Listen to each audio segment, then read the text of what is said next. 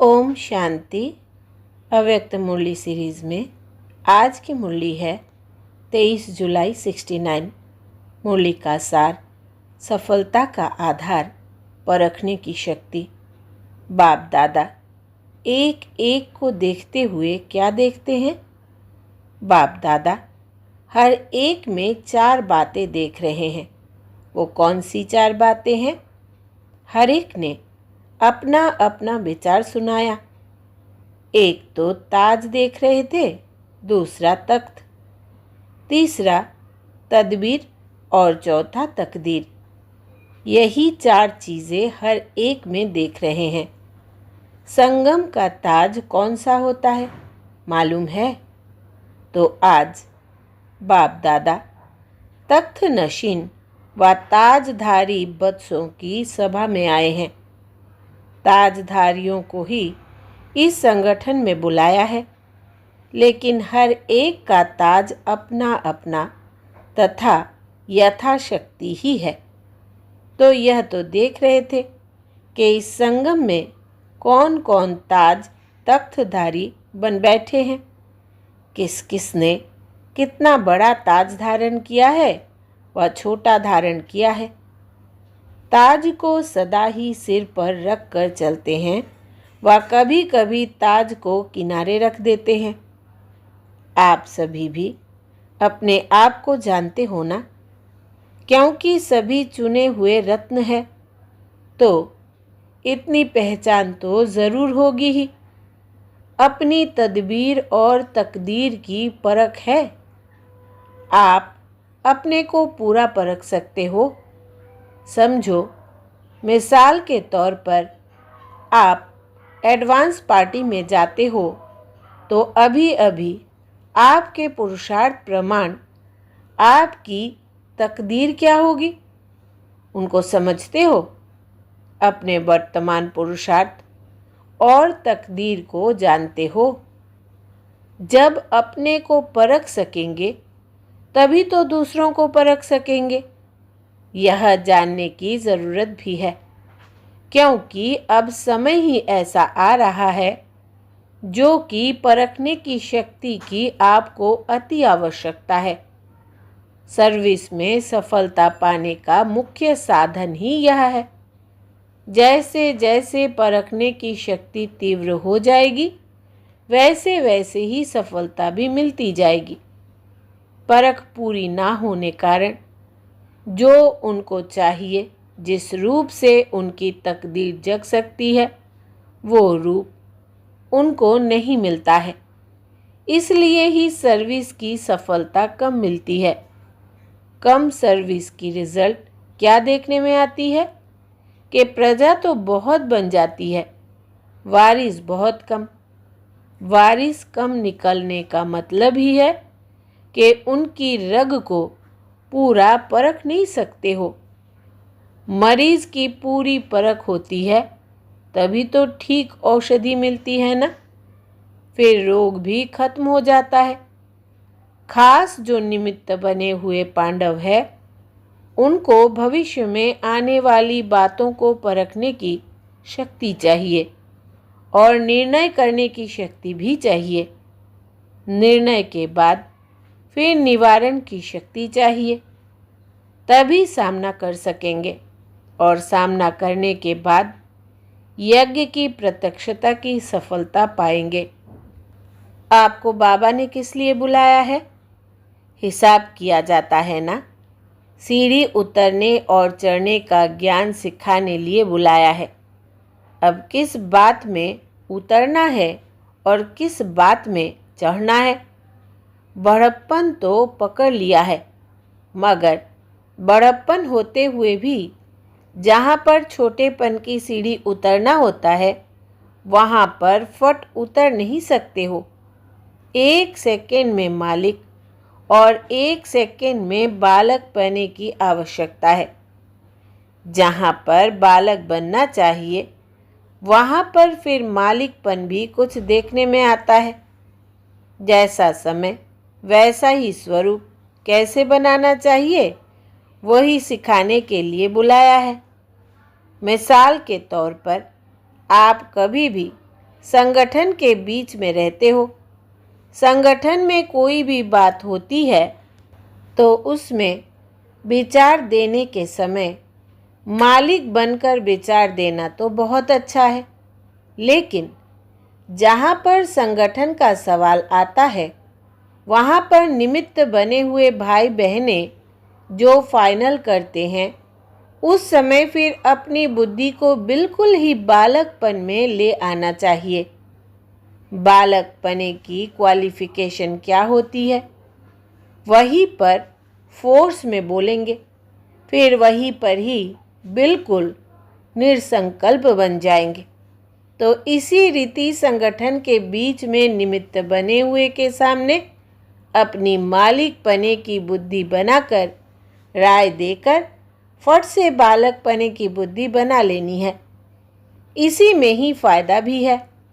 लेकिन जहाँ भी मालिकपन होता है उसकी रिजल्ट क्या होती है?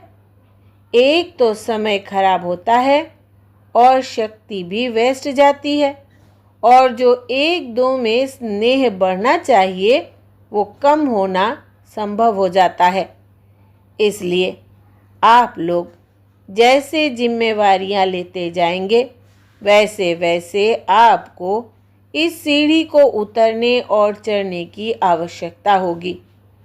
तो इन एडवांस भविष्य सर्विस की सफलता के लिए यह शिक्षा दे रहे हैं। आप सब अनुभवी भी हो। समय प्रति समय हर एक छोटा बड़ा अपनी शक्ति और स्वमान को परखने की कोशिश करता है। आगे चलकर यह समस्या कुछ ज़्यादा सामने आने वाली है। इसलिए ही जो निमित्त बने हुए हैं उनको बहुत निर्माण चित्त बनना पड़ेगा। निर्माण अर्थात अपने मान का भी त्याग। त्याग से फिर और ही ज़्यादा भाग्य मिलता है। जितना आप त्याग करेंगे उतना और ही आपको स्वमान मिलेगा। जितना अपना स्वमान खुद रखवाने की कोशिश करेंगे उतना ही स्वमान गंवाने का कारण बन जाएंगे। इसलिए बालक और मालिकपने की सीढ़ी को जल्दी जल्दी उतरो और चढ़ो। इस अभ्यास को बढ़ाना है, इसलिए ही आपको बुलाया है। अब इसमें सफलता तो तभी होगी जबकि परिस्थिति को परखने की शक्ति होगी। परिस्थिति को परखने से फिर परिणाम ठीक निकलता है। परखते नहीं है तो परिणाम उल्टा हो जाता है। परखने की शक्ति बढ़ाने का क्या पुरुषार्थ है? दिल की सफाई से भी इस बात में बुद्धि की सफाई जास्ती चाहिए। संकल्प की जो शक्ति है उनको ब्रेक लगाने की पावर हो। मन का संकल्प व बुद्धि की जजमेंट जो भी हो, तो मन और बुद्धि दोनों को एक तो पावरफुल ब्रेक चाहिए और मोड़ने की भी शक्ति चाहिए। यह दोनों ही शक्तियों की बहुत ज़रूरत है। इसी को ही याद की शक्ति व अव्यक्ति शक्ति कहा जाता है।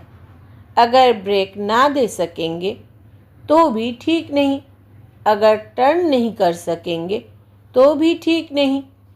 तो ब्रेक देने और मोड़ने की शक्ति होगी तो बुद्धि की शक्ति व्यर्थ नहीं गवाएंगे।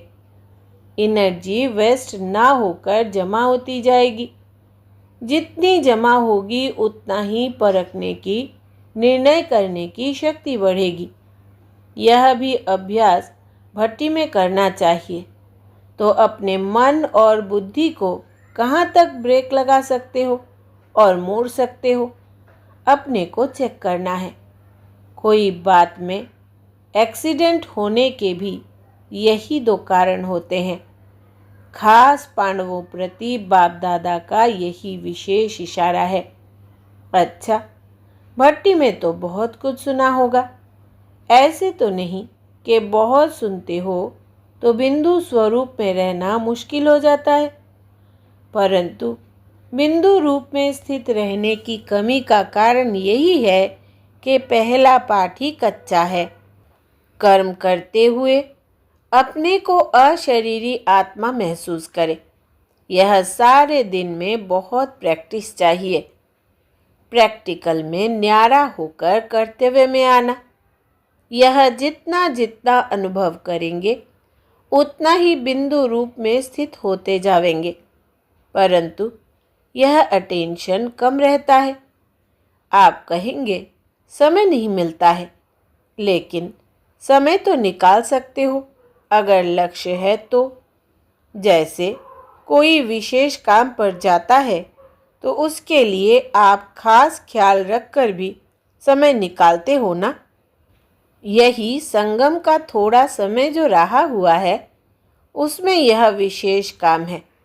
विशेष काम समझकर बीच बीच में समय निकालो तो निकल सकता है, परंतु अभ्यास नहीं है, इसलिए सोचते सोचते ही समय हाथों से चला जा रहा है। आप ध्यान रखो तो जैसी जैसी परिस्थिति उसी प्रमाण अपनी प्रैक्टिस बढ़ा सकते हो। इस अभ्यास में तो सभी बच्चे हैं। वास्तव में बिंदु रूप में स्थित होना कोई मुश्किल बात नहीं है। बिंदु रूप तो है ही न्यारा, निराकार भी है तो न्यारा भी है। आप भी निराकारी और न्यारी स्थिति में स्थित होंगे तो बिंदु रूप का अनुभव करेंगे। चलते फिरते अव्यक्त स्थिति का अनुभव कर सकते हो।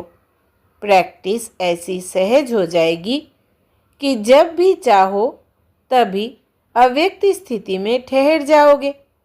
1 सेकंड के अनुभव से कितनी शक्ति अपने में भर सकते हो अनुभव करेंगे, और ब्रेक देने मोड़ने की शक्ति भी अनुभव में आ जाएगी।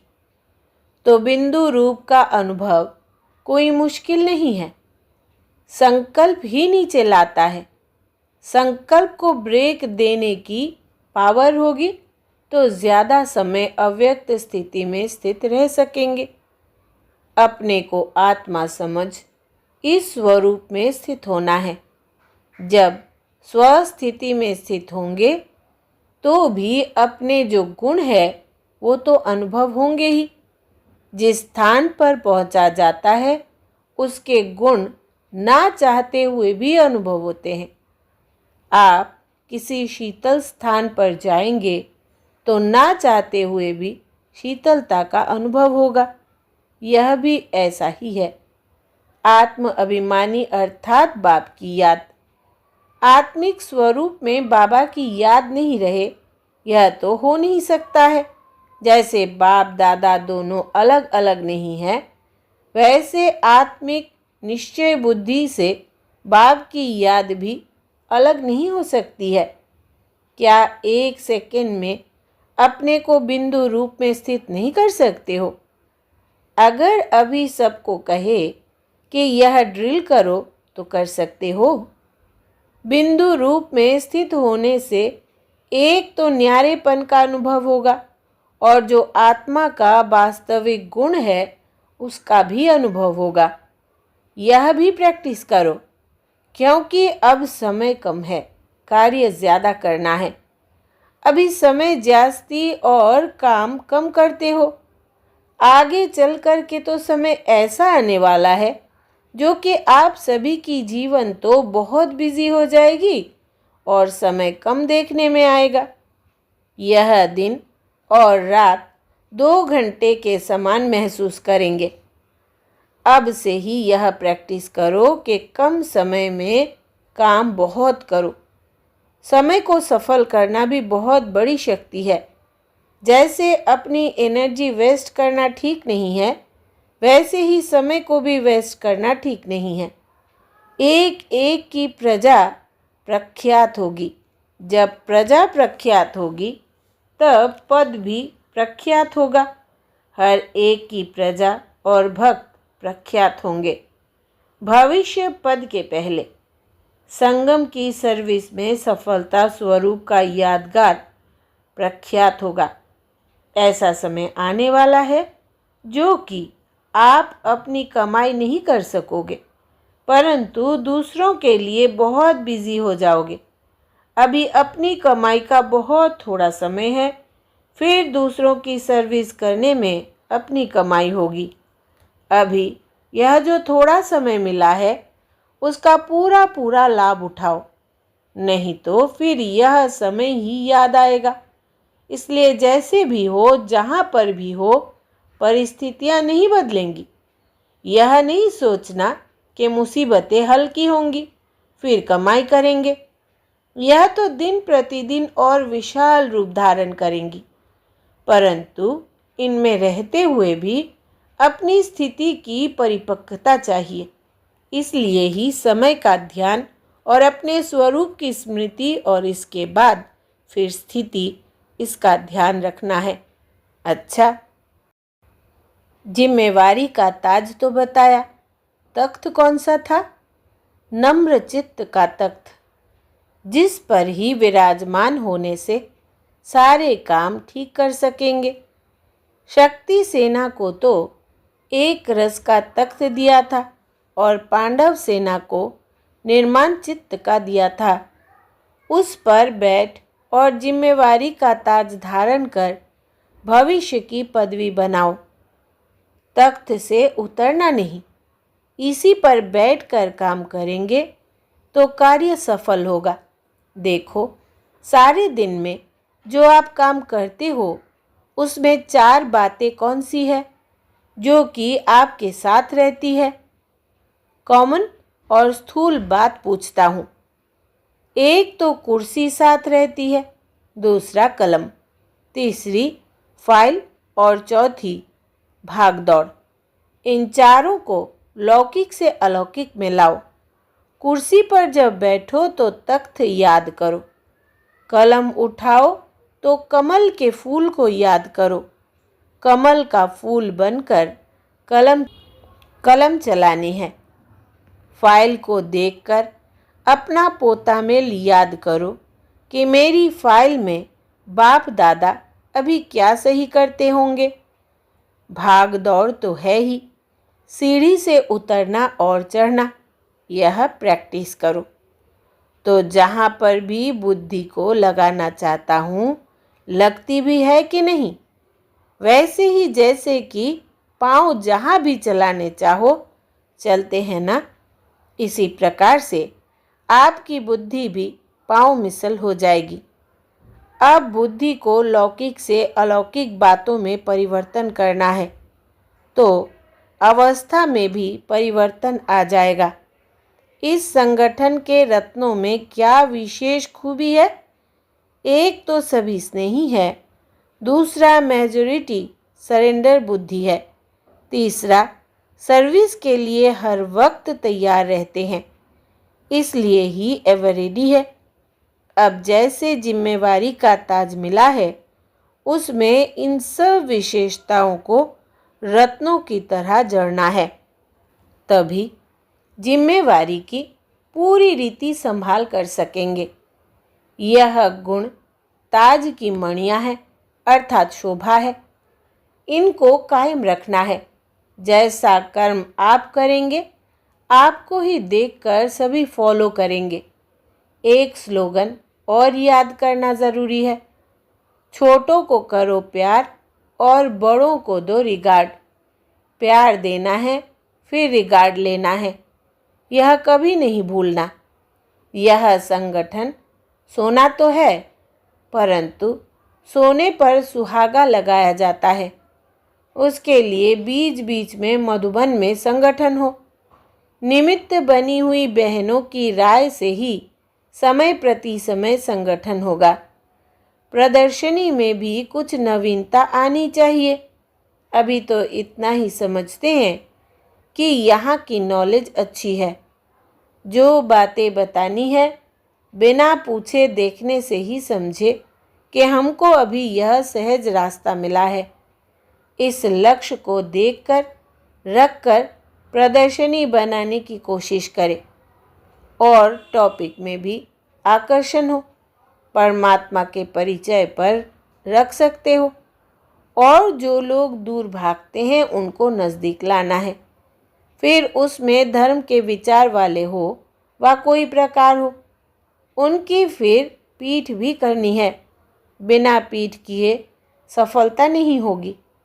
जैसे म्यूज़ियम की सर्विस की है, उसकी भी पीठ करनी है। उनसे संपर्क रखना है, समय प्रति समय बुलाना है।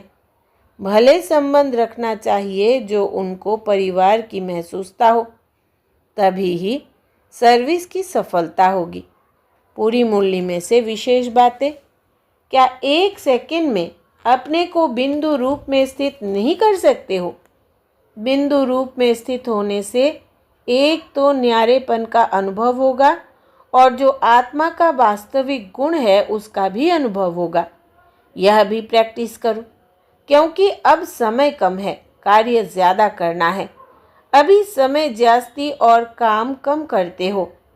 आगे चल कर के तो समय ऐसा आने वाला है जो कि आप सभी की जीवन तो बहुत बिजी हो जाएगी और समय कम देखने में आएगा। यह दिन और रात 2 घंटे के समान महसूस करेंगे। अब से ही यह प्रैक्टिस करो कि कम समय में काम बहुत करो। समय को सफल करना भी बहुत बड़ी शक्ति है। जैसे अपनी एनर्जी वेस्ट करना ठीक नहीं है, वैसे ही समय को भी वेस्ट करना ठीक नहीं है। ऐसा समय आने वाला है जो कि आप अपनी कमाई नहीं कर सकेंगे, परंतु दूसरों के लिए बहुत बिजी हो जाएंगे। अभी अपनी कमाई का बहुत थोड़ा समय है, फिर दूसरों की सर्विस करने में अपनी कमाई होगी। अभी यह जो थोड़ा समय मिला है, इसका पूरा पूरा लाभ उठाओ। अच्छा, ओम शांति।